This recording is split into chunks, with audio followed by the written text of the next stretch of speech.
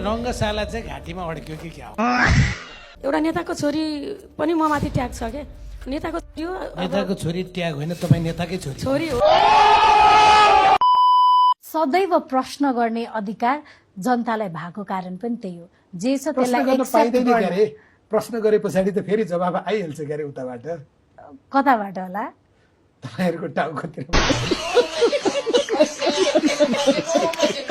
एकचोटि भन्नुहोस् त, म मेरो छोरो जयवीरको कसम खाएर म मेरो छोरो जयवीरको भुटानी कसम खाएर शरणार्थी भन्छु, प्रकरणमा 1 रुपियाँ पैसा खाएको छैन। भुटानी शरणार्थी प्रकरणमा 1 पैसा खा छैन। 2 करोड चाहिँ तपाईँले लिनुभयो भनेर त अडियो चाहिँ क्या? अडियो फेक अडियो मेरो मात्रै आछ, अर्को अरू अडियो सुन्नु भएको छैन। प्रमाण त चपाइदिनु हुँदो रहेछ तपाईँको कांग्रेसको नेताहरू। अलिकति लाजहीन भन्ने त मान्छेमा हुन पर्छ कि। मलाई त्यो थाहा छैन, म त्यो कागज खानीमा परेन है, म घाँस खानीमा पनि परेन। त्यो त गजब मान्छु म, तपाईँ यति कन्फिडेन्टली बोलिरहनु भएको छ, Because यति कन्फिडेन्टली सबै प्रश्नको जवाब दिइरहनु भएको छ। अर्को पनि म कुरा तर गर्छु। शेरबहादुर देउवालाई यो प्रकरण सुने पछाडि ज्वरो आछ।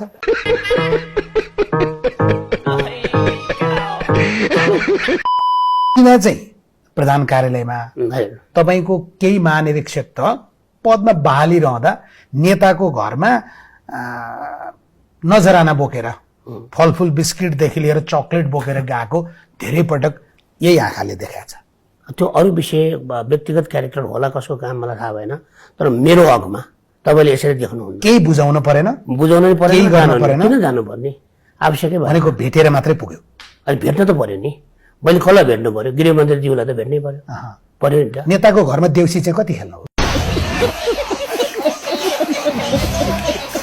3 कुनै घटना जसरी घट्यो त्यसमा प्रहरी महानिरीक्षक दीपक थापाको कमजोरी भयो। कुनै कमजोरी भएको छैन, त्यहाँ जे गर्नुपर्ने थियो त्यो गरेको हो। भने बाटा हिँड्ने मान्छेलाई गोली होइन, हाल्ने। होइन। तपाईहरूले दुर्गा प्रसाई भन्ने जो सो घोषित जन कमान्डर हुनुहुन्थ्यो, उहाँसँग चाहिँ डराउनु हुँदो रहेछ। उहाँले गाडी पेलेर तपाईँका प्रहरी जवानहरूको हत्याको मनसाय हो का साथ जसरी अगाडि पनि आओ आओ गर्दै जसरी बढ्नुभयो, उहाँलाई चाहिँ चटक्क समातेर काखी हालेर लिएर गएर सटर भित्र राखिदिने र सटरबाट सुरक्षित निकालेर भारततिर भगाइदिने उहाँलाई चाहिँ। अनि बाटोमा हिँडिरहेको रेविका खत्रीलाई चाहिँ गोली हान्ने। नवराज सुवेदीको घरमा उहाँलाई हाउस एरेस्ट राख्ने निर्देशन चाहिँ कसको? हामीले हाउस एरेस्ट राखेको छैन, लिगली रूपमा त्यो गरेको पनि छैन। 12 जना प्रहरी चाहिँ लिएर गएर त्यहाँ के गट्टा खेलाको?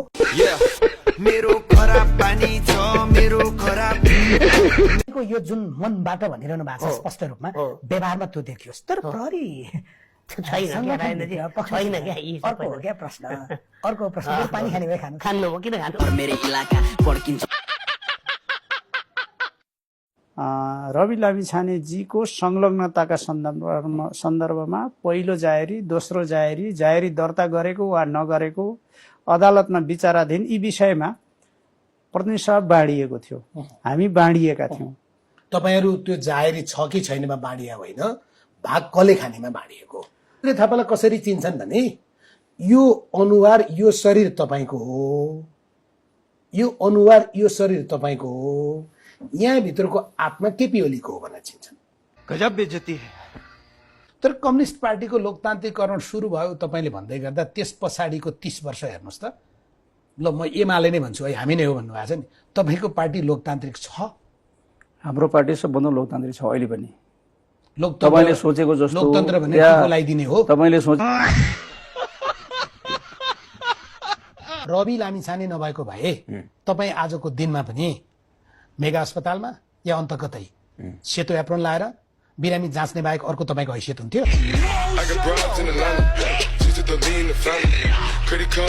मुकुल ढकाल भन्ने अर्को कुनै दलमा चाहिँ वडा सदस्य पनि पाउँदैन त्यसले भन्दा रहेछ। वडा सदस्य पाउँदैन थियो, चिन्दैन थियो नि त, नचिनिकन कसरी पाउँछ त? तू समझा? हाँ। नहीं, तू समझा नहीं। धेरै गरे पनि तपाईँ भन्नुहुन्छ ब्याङ्कहरूलाई मान्छेहरूले अप्रिसिएट किन गर्दैनन्? यो एक त निराशाका कुरा बढी गर्ने मान्छेहरू बढी भएर हामीले पनि बीचमा अलिकति बदमासी गर्यौं। ब्याङ्करहरू चुकेको एउटा त्यही ठाउँ हो, त्यो बाहेक अन्त ब्याङ्करहरू चुकेको छैन। चुकेको होइन, ब्याङ्कहरूले लुटेको भन्दिउँ न त्यहाँ त। जानकारी नदिकन लिएर लुट्या त। जानकारी गरेर पनि गर्न पाइँदैन थियो। जानकारी गरेर पनि आजको व्यवस्था के हो त भन्दा म तपाईँको यति पपुलर कार्यक्रम मार्फत सचेतनाको लागि पनि के भन्छु त भन्दा आज ब्याङ्कहरूले बेस रेटमा जति प्रिमियम तोकेको छ त्यो कस्टमरको सहमतिमा पनि रिन्युअल भन्दा पहिला चाहिँ बढाउन पाइँदैन। ब्याङ्करहरूको अनुहार हेर्दाखेरिमा चाहिँ ऐना अगाडि उभिँदाखेरिमा चाहिँ तपाईँले भनेको इमान्दार देखिन्छ कि उही चोर बाख्रो देखिन्छ? गिरिजा बाबुले नै मलाई चाहिँ अझ अगाडि बढ्नुहोस् भनेर प्रेरित गरिराख्नुहुन्थ्यो। त्यो कुरा मैले धेरैचोटि भनेकै छु, रियल कुरै हो त्यो। अच्छा अलिक मान्छे मारिदिनुहोस् भन्नुहुन्थ्यो। प्रधानमन्त्री भनेको यो व्यवस्थामा सर्वोच्च मान्छे हो। दुवै हातमा अधिकार हुन्छ, पर्याउँदा खुट्टामा पनि अधिकार हुन्छ। त्यस्तो मान्छेले ज्ञानेन्द्रलाई कहिले जेल हाल्नु भएन र अहिले कार्यकर्ताको ताली आउनलाई तिमी भाइमारा हो भन्नुहुन्छ क्या? तपाईँ ढुक्क हुनु छ ज्ञानेन्द्र भाइमारा हुन्, उनलाई जेल हाल्नुहुन्छ? तपाईँ प्रधानमन्त्री बन्नुभयो भने अब चाहिँ ज्ञानेन्द्रलाई जेल हाल्ने।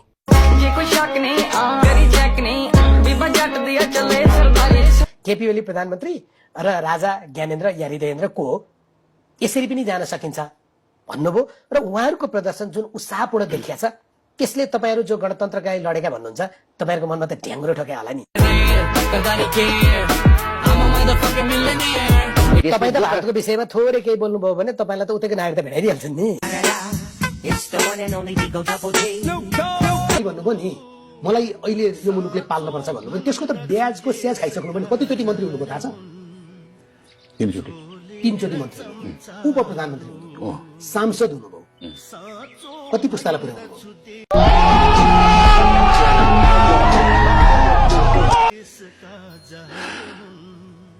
तपाईँले किन यसरी सोध्नुहुन्छ पुस्तालाई पुर्याउनु भयो भनेर?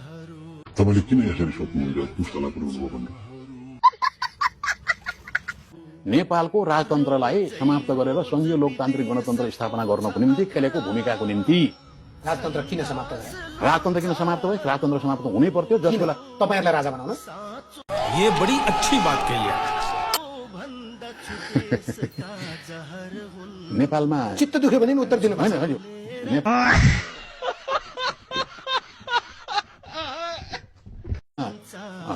कति राजा भए? अहिले त झन्डै 1000 जति। मेरो नाम बेचेर धेरैले ठग्छन् हेर्नुहोस्, तिनीहरूलाई त जेल हाल्ने। त्यो अमेरिकामा 18 अहिलेसम्म महिना चाहिँ जेल बस्ने। तपाईँको नाम लिएर मानिसहरूले ठग्थे, धेरै ठगिरहेको। यो पटक चाहिँ तपाईँ आफै ठग्न लाग्नुभयो भन्छन्।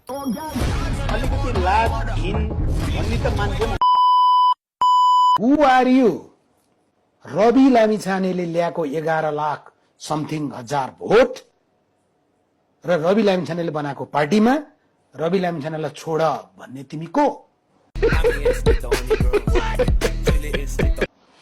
म देशको नागरिक। रवि लामिछाने नभइदिएको भए, रासोपा नभइदिएको भए, समानुपातिकबाट सांसद र मन्त्री नबनाइदिए भए तिम्रो हैसियत के हो?